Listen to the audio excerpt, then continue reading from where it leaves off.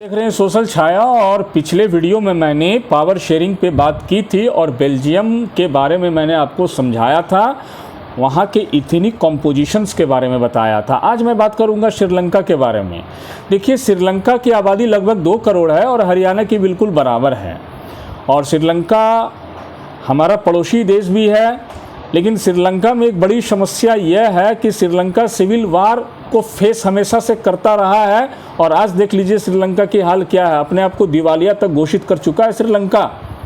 लेकिन ये तो आज की बात है, मैं बात थोड़े पहले की करूँगा। 1948 में श्रीलंका आज़ाद हुआ और श्रीलंका में 74% सिन्हाला कम्युनिटीज़ के लोग रहते हैं। मतलब 100 में 74 लोग वही हैं, 74%, और 18% जो है वहाँ पे श्रीलंकन तमिल और इंडियन तमिल है। श्रीलंकन तमिल की संख्या लगभग 13% है। लेकिन सिन्हाला कम्युनिटीज़ बहुत हावी है श्रीलंका में। ये बहुसंख्यकवाद को परिभाषित करते हैं और ये मेजॉरिटी में है।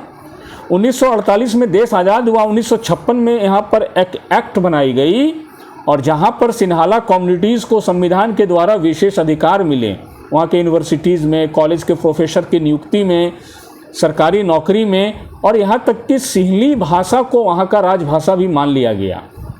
और यही बात जो है ना, श्रीलंकन तमिल इंडियन तमिल को खलने लगी और फिर एक सिविल वार का भी रूप लिया गया। बाद में तो इलम स्टेट्स तक की मांग करने लगे थे श्रीलंकन तमिल और इंडियन तमिल। लेकिन संविधान ने जो ये विशेष अधिकार दिए सिन्हाला को, वो बहुसंख्यकवाद के आधार पर मिला। लेकिन एक वर्ग जो है श्रीलंकन तमिल इंडियन तमिल, इसके अलावा भी छोटी छोटी कम्युनिटीज़ वहाँ पे हैं, मुस्लिम भी हैं, क्रिश्चियन भी हैं और दूसरी कम्युनिटीज़ के भी लोग हैं, उनके अधिकारों को वंचित कर दिया गया। और पावर शेयरिंग का कोई मॉडल नहीं रहा श्रीलंका के अंदर में, सत्ता की साझेदारी का कोई रूपरेखा तय नहीं हो पाया।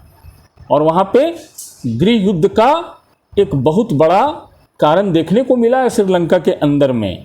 बेल्जियम ने सत्ता के साझेदारी का उपयोग किया। बेल्जियम में एक ऐसी मॉडल को अपनाया गया जहां पर एक लोकतांत्रिक देशों के लिए ज़रूरी था, लेकिन श्रीलंका लोकतांत्रिक होते हुए भी वो सिविल वार को फेस किया।